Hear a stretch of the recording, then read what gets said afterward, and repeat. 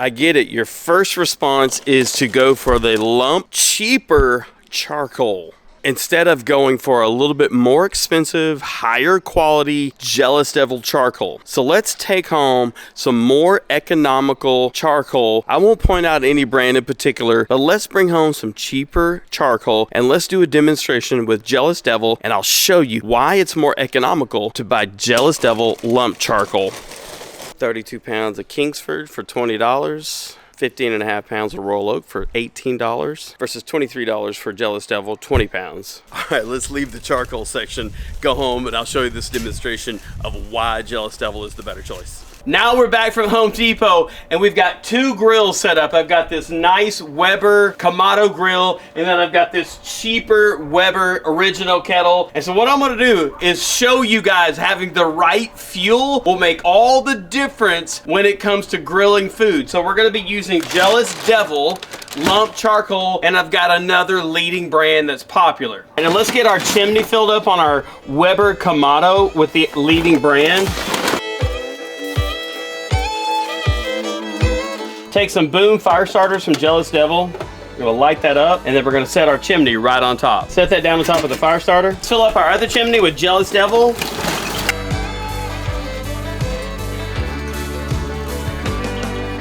All right, take another Boom fire starter. Get that lit, and then we're gonna set our Jealous Devil charcoal right on top on this original Weber kettle. Set it on top of the fire starter. We're gonna take 15 minutes to allow the charcoal to light real good. I'm gonna wash my hands. We're gonna wrap our fillets in bacon that I prepared inside, and then we're gonna come out here and we're gonna grill them to perfection.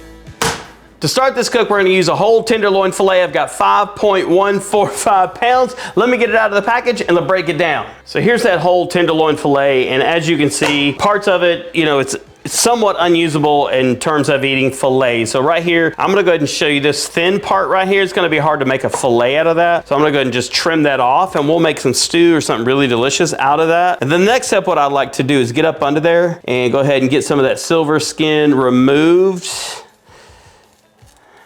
And really it's just about leverage right here, getting up under that so that you have minimal waste of meat.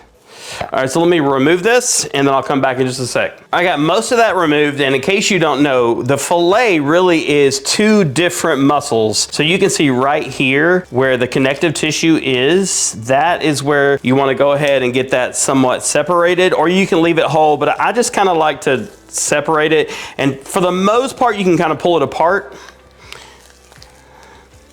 It's just two little slits, and you know, there it is. It's come apart. That right there, we're not gonna use for fillets. We're gonna use that for a steak and a different use, so we're gonna set that aside. So what I'm gonna do right here is do the same. Cut that off because we're looking for nice chunk pieces or thick pieces of filet. And this right here is the fatty tissue right here. I'm gonna go ahead and cut that off. You want to trim it up, make it look nice, because we want beautiful looking tenderloin fillets, and figure out how thick we want our fillets. And I'm going to be using Bentons Bacon so you can see just how thick that is. So that's about 1.25 inches. So when I cut, I want to make sure that that piece of bacon is going to wrap around it and leave some of the exposed part. So you want to do is take your piece of bacon, line it up right there, just like that. And so I want to make my filet about that big. Go ahead and cut your filet. Keep cutting our fillets. It's a beautiful looking filet right there. So we've got our center cut. Let's go ahead and make two big, beautiful fillets out of that. 1, 2, here we'll set those aside. And we'll probably get 2 out of this as well. That one right there is gonna be the prettiest filet of all of them. So there's our 3 cuts of filet that we're gonna cook tomorrow. Salt and pepper overnight, and I've got these Hexclad pepper mills, black pepper, in the refrigerator about 18 to 24 hours. Next thing we're gonna do is we're gonna wrap our tenderloin fillets in some of my favorite local-ish bacon, no nitrates, nitrites. I don't know that you can really tell, but you just see this, like some smoke coloration on the edges of the bacon. You just smell the hickory. Oh gosh. Filet, whole piece of that Bentons bacon. Wrap it around there nice and snug. Get a toothpick, make sure it stays. Now we'll do the other 2, but I won't show that on camera, but I'm gonna use one of my favorite rubs. It's called Kairos Coffee Rub. just enough to add some flavor to that fillet. The other side, I'm gonna get the others prepared, then I'm gonna go out and dump our coals, and then we're gonna set the grill grates on, and I'm gonna show you exactly the reason why you should choose Jealous Devil, and it'll surprise you what you'll see in just a few minutes. Here we're looking at the competitor's brand, and you can see after 18 minutes, the entire chimney is almost ashed, and it's raring hot. So I'm gonna go ahead and dump it. So we're gonna move all the coals to one side of the grill. And I don't know if you can really see on camera, man, this thing is ripping hot. Get our grill grate on. It's been cleaned beforehand. Close the lid. Now over here on our original Weber kettle, this is Jealous Devil. And we only lit these about 3 minutes apart. And even 3 minutes, you can tell this particular charcoal of Jealous Devil, it's not burned up like the other competitor was. So that tells me we've got a lot of heat left within the charcoal. So we're gonna dump it as well. Move our charcoals to one side. You can tell that only the tips of the charcoal are ashed. And I don't know if you remember looking at the other competitor's brand, probably half the charcoal was ashed completely. So therefore it lets you know that Jealous Devil has a lot more burn left in it. We're gonna set the vents here so that the smoke will have to travel to the front of the grill, which is the cooler zone, to release. It will allow more smoke to go into our steaks. Might need that grill grate. Like I said, it's been cleaned as well. Our kettle is around 420 degrees. Got that real hot zone back here. We're gonna lay one of those fillets right there. We're gonna reverse sear it. All right, let's get our other two fillets loaded. This is more of a manual grill, so I had to put just one of these type of thermometers on here. Load our two fillets, and we're gonna reverse sear. Flip that over. Go ahead and flip those steaks. Another 3 to 4 minutes. We've reached an internal of 100 degrees on all the fillets, so we're gonna put them here. And we're gonna sear the fillets. And we're gonna go from 100 degrees to 125 degrees. Look at the color and how it's starting to cook, and all that fat is rendering in partially into that fillet. We're gonna go to the sear side. I just wanna show you guys how far ashed the competitor is. So here you can tell how far ashed all of the charcoal is and how it's reduced by about half its size.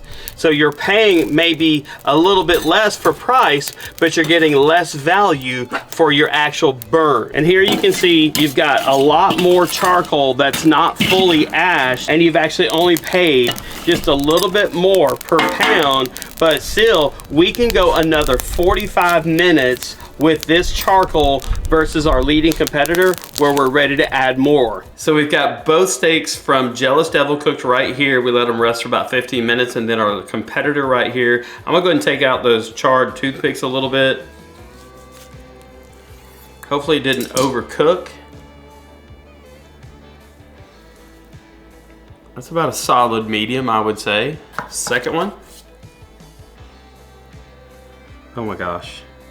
That's like a perfect mid-rare. To the competitor steak, not that they determine the temperature, it's more about the charcoal than it is the temperature of the steak. All those look pretty good. So I'm gonna make Jackie taste our competitor. This is my wife, by the way. So we're gonna make her taste the competitor's filet wrapped in bacon, charcoal grilled over their charcoal. And I'm gonna give her a bite of Jealous Devil as well. We're gonna get a reaction from her. Is that a darn good piece of meat? That's good. You wanna try the Jealous Devil now? Is this gonna be better? I don't know, we're about to find out. We're doing a comparison test to the different kind of charcoals that we used. Of course, we did have a really good product here. Good too. You get hints of that charcoal flavor. It's throughout. Get a little bit of smokiness from that bacon. Now we're gonna try Jealous Devil. I would say it's not as ashy tasting, if that makes sense. Does that make any sense to you, baby? The competitor had sorry, I got a full mouth. The competitor had just a tad bit of ashy flavor, whereas the Jealous Devil did not. And the Jealous Devil was actually closer to the actual charcoal than it was on the Weber Kamado, if you remember seeing out there on the grill. But I would buy either one of those in a store. Oh heck yeah. Those They're are really both really good I'd be cuts of meat. super happy. Last thing before we go, I'm gonna show you, we're about an hour in, I'm gonna show you exactly what's left of each charcoal to see, maybe I've changed your mind, maybe I haven't, to see which charcoal you need to be buying. All right, you can tell it's been about an hour and you've reduced by more than half the amount of charcoal that we started with.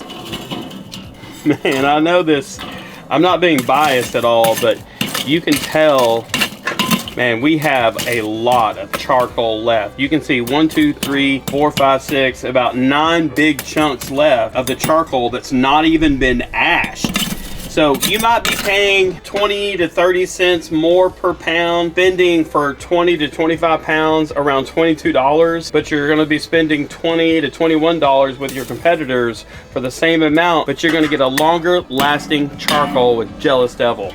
So we did 2 comparisons, our big insulated Weber Kamado with the competitor, and it still burned almost twice as fast as Jealous Devil with the cheaper, less insulated original OG Weber kettle, and we still have a ton of charcoal left where we could still cook another full meal, whereas this one, it's more than half gone, and this one has only cooked down by 60%, and it's ashed perfectly, ready to cook more. I'm not trying to convince you to go buy Jealous Devil. I think it's the only solid choice versus a lot of the competitors when it comes to lump charcoal. Also, Jealous Devil has all kinds of other charcoals, not just lump charcoals. Thanks for watching, guys. I hope you enjoyed this informative video that teaches you a little bit more about the right kind of charcoal, the fuel that you need to have when you're cooking outside in the spring and the summer. Of course, it's winter right now. Thanks for watching.